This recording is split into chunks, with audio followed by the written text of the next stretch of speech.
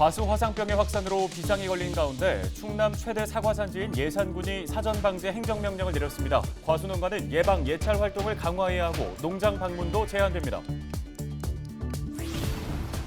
이번 주부터 충남도 내 학생 수 900명 이하인 초중고등학교는 전면 등교 수업이 가능합니다.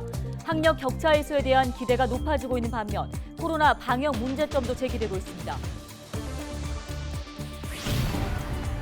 충남 지역의 올해 3월 평균 기온이 8.3도를 기록해 기상관측 사상 가장 높은 것으로 나타났습니다. 기상청은 강한 소용돌이가 북극의 찬 공기를 가두면서 고기압이 약해졌기 때문이라고 분석했습니다. 의료 취약 지역의 영유아 응급 환자를 치료하는 야간 진료센터가 인기를 얻고 있습니다. 충남 최초의 서산시 영유아 야간 진료센터를 이슈앤피플에서 살펴봅니다.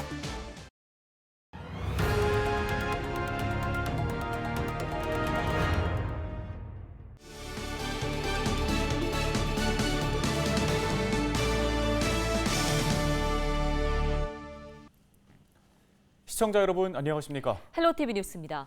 네, 이번 주부터 충남도 내 학생 수가 900명 이하인 초중고등학교는 전면 등교 수업이 가능해졌습니다. 일부는 전교생이 학교에 나오기 시작했는데요. 네, 학력 격차 해소에 대한 기대가 높아지고 있는 반면 코로나 방역 문제점도 제기되고 있습니다. 정선영 기자입니다.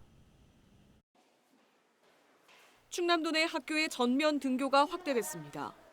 충남교육청은 전면 등교가 가능한 소규모 학교의 기준을 학생 수 400명에서 900명으로 완화했습니다.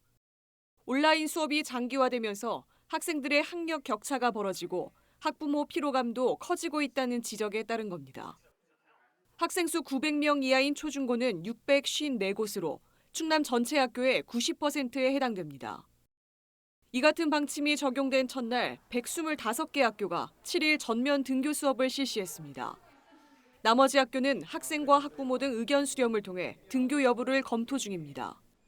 아무래도 우리 아이들이 그 원격 수업으로 전환했을 경우에 학력 저하가 이제 염려가 되고 있고 또 학생들이 생활지도 급식 여러 가지 이런 지장을 초래하는 일들이 많습니다. 이런 것들을 가장 합리적으로 해결할 수 있는 방법이 등교 수업입니다. 하지만 전면 등교가 아직 이르다는 목소리도 있습니다. 학교 내 밀집도가 상승하면 코로나19 감염 위험도 커질 수 있다는 우려에서입니다. 현재 충남 초중고 학급의 13.5%는 학생 수가 한 반에 30명이 넘습니다. 경기와 제주에 이어 전국에서 세 번째 수준입니다. 교사들은 과밀 학급 현황을 고려해 탄력적인 학사 운영과 인력 지원이 뒷받침돼야 한다고 지적합니다. 때문에 마스크를 쓴 상태에서 6교시까지 쉬지 않고 이거를 쭉 아이들이나 교사나 이렇게 진행하는 거는 너무나 어려운 일이거든요. 급식은 이제 거리두기를 하다 보면 애들이 1반, 2반 이렇게 순차적으로 먹으면 심지어 큰 학교는 급식 시간이 3시간이거든요. 교육부는 2학기부터 학생 수에 상관없이 전면 등교를 허용할 방침입니다. 이에 앞서 충남교육청이 등교 가능 인원을 확대하는 등 선제적으로 대응에 나선 가운데 기대와 걱정이 교차하고 있습니다. 헬로티비 뉴스 정선영입니다.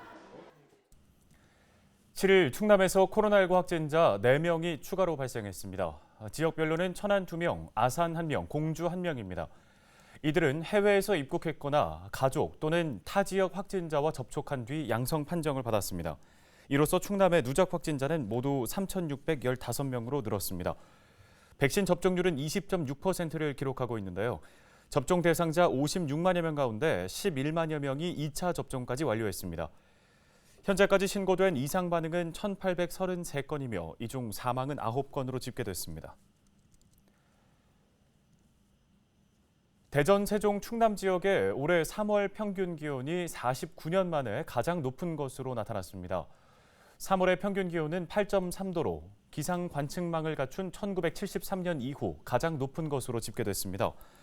이번 봄에는 또 서쪽에서 발달한 저기압이 주기적으로 접근해 1973년 이후 12번째로 많은 비가 내렸습니다. 기상청은 강한 소용돌이가 북극의 찬 공기를 가두면서 고기압이 약해진 게 고온과 많은 비의 원인인 것으로 분석했습니다.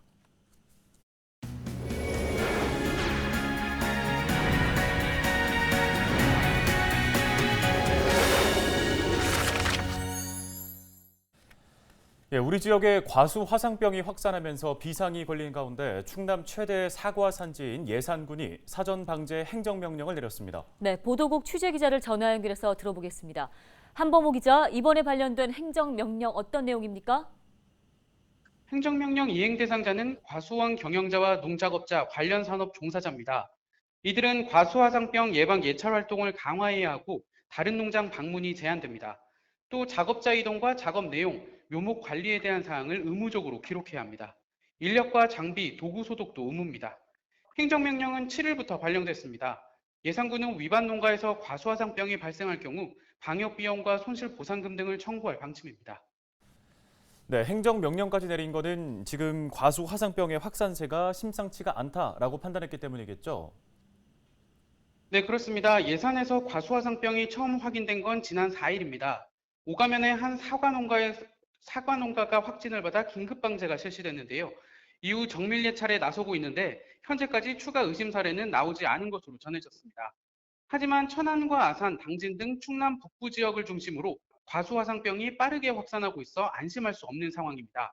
특히 예산 지역 사과 재배 면적은 충남 전체의 60% 가까이를 차지하고 있는데요. 과수화상병은 사과와 배나무 등 과수가 검게 말라 죽는 병으로 치료제가 없어 발견 즉시 땅에 묻어야 전염을 막을 수 있습니다.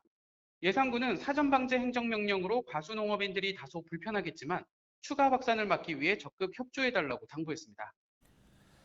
네, 잘 들었습니다. 지금까지 한범호 기자였습니다. 이런 가운데 당진 지역의 다수 농가에서 과수 화상병이 발생하면서 긴급 대책 마련이 시급하다는 목소리도 커지고 있습니다. 최근에 충남 북부 지역에 과수 화상병이 확산하고 있는 가운데 당진은 7일 기준 농가 13곳에서 10.4헥타르 면적이 확진됐습니다. 또 간이 진단 결과 농가 2곳 1.5헥타르 면적이 양성 판정을 받았습니다. 7일 열린 당진시의회 본회의에서 김명진 의원은 과수 화상병에 걸릴 경우 3년 동안 작물을 심지 못한다며 대체 작물 재배 지원 등의 대책 마련을 촉구했습니다.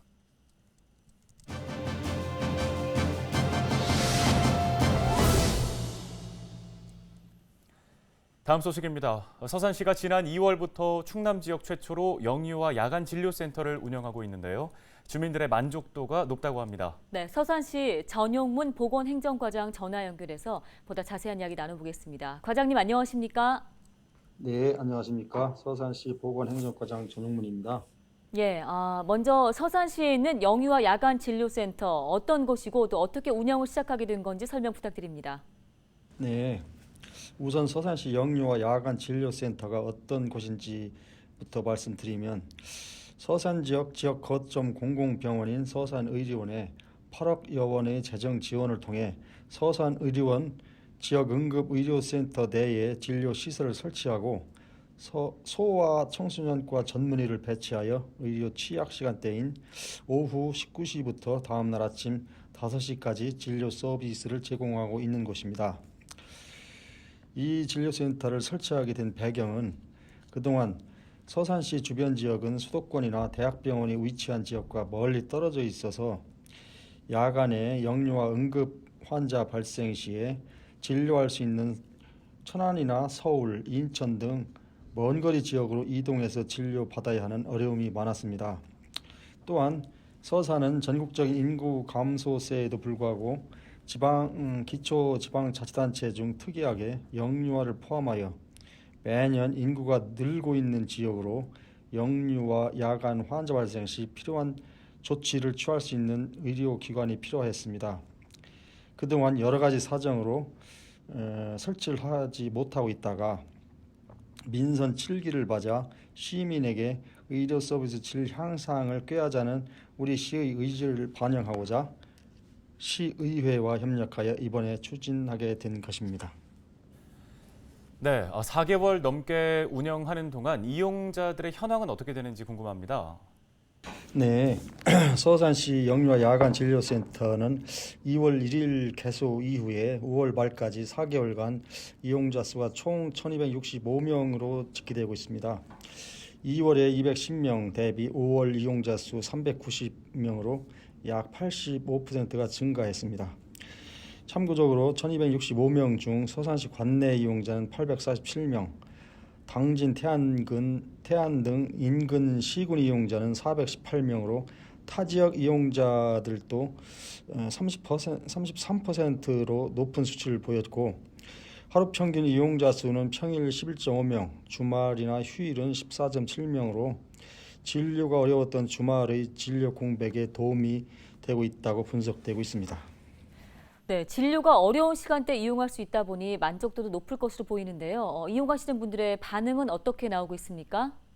네, 영유아 야간 진료센터의 3, 4월 이용자를 대상으로 만족도 조사를 실시한 바 있습니다만 이용자의 약 96%가 만족한다는 긍정적인 반응을 보이고 있습니다.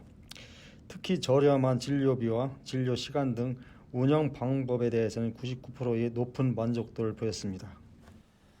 네, 만족도가 높은 만큼 이용자들도 꾸준히 증가할 것으로 예상이 되는데요. 향후에 센터 운영 방향이나 계획에 대해서도 한 말씀 해주시죠.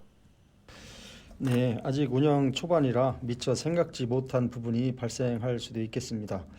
추진 의료기관이 지속적인 점검과 세밀한 모니터링을 수시로 실시하여 보다 높은 만족도로 이용할 수 있도록 발전시켜 나가고자 합니다. 향후에는 소아 입원실과 연계할 수 있는 시설 확충 등 필요사항을 면밀히 검토하여 시민들이 보다 나은 진료 환경을 위해 더 노력할 계획입니다.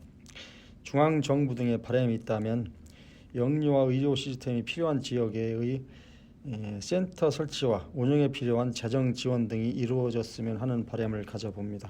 감사합니다. 네, 잘 들었습니다. 도움 말씀은 여기까지 듣겠습니다. 서산시 보건행정과 전용문 과장이었습니다.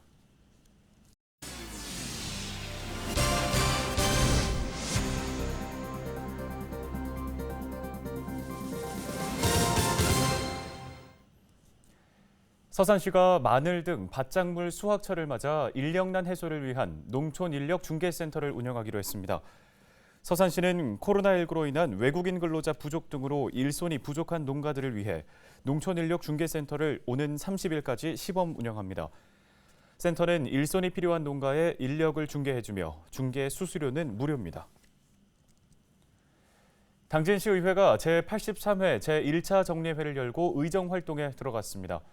시의회는 정례회 기간 한국전쟁 희생자 지원 조례안 등 19개의 조례안을 처리하게 됩니다. 10일부터는 9일 동안 집행부를 대상으로 행정사무감사도 실시합니다. 또 이 밖에 지난해 회계연도 결산과 예비비 지출 승인, 올해 첫 추경 예산안 심의 등을 진행할 예정입니다. 홍성군이 소상공인 임대료 인하 운동에 동참하는 임대인의 재산세를 감면해줍니다. 지원 대상은 지난해 7월부터 올해 6월까지 소상공인 임차인에게 임대료를 인하해준 건축물 소유자인데요. 3개월 평균 임대료 인하 금액의 50%가 지원되며 재산세 건축물분과 토지분으로 각각 감면됩니다. 충남소방본부가 코로나19 대응 500일 동안의 주요 통계를 발표했습니다. 충남 119 종합상황실로 접수된 코로나19 의심 신고는 지난해 1월 23일 이후 총 12,900여 건으로 집계됐습니다. 이 가운데 구급차로 이송한 경우는 1,500여 건이었으며 확진 환자 이송 건수는 1,600회를 기록했습니다. 코로나19 확산 방지를 위해 휴관에 들어갔던 홍성 지역 경로당 370곳이 운영을 재개합니다. 홍성군은 코로나19 백신 1차와 2차 접종자에 한해 경로당과 활성화 프로그램을 이용할 수 있다고 밝혔습니다. 65세 이상 대상자의 접종이 오는 19일까지 예정돼 있는 만큼 빠르면 7월부터 어르신들이 경로당을 이용할 수 있을 것으로 전망됩니다. 경로당 이용 시에는 거리 두기와 마스크 착용, 환기 등 공통 방역 수칙을 준수해야 합니다. 네, 서울 은평구의 한 안경가게 주인이 시력이 나쁜 저소득층 이웃들에게 수년간 안경을 기부해온 사실이 뒤늦게 알려졌습니다. 금액으로 치면 1억 원어치나 된다고 하는데요. 코로나 위기로 근심이 많은 요즘 미소를 짓게 하는 반가운 소식이 아닐 수 없습니다. 네, 뉴스에서 보기 어렵지만 보이지 않는 곳에서 이런 기부와 선행이 끊이지 않고 있습니다. 우리 사회를 따뜻하게 해주는 작은 기부와 선행, 함께 실천해 보시는 건 어떨까요? 뉴스 마치겠습니다. 고맙습니다.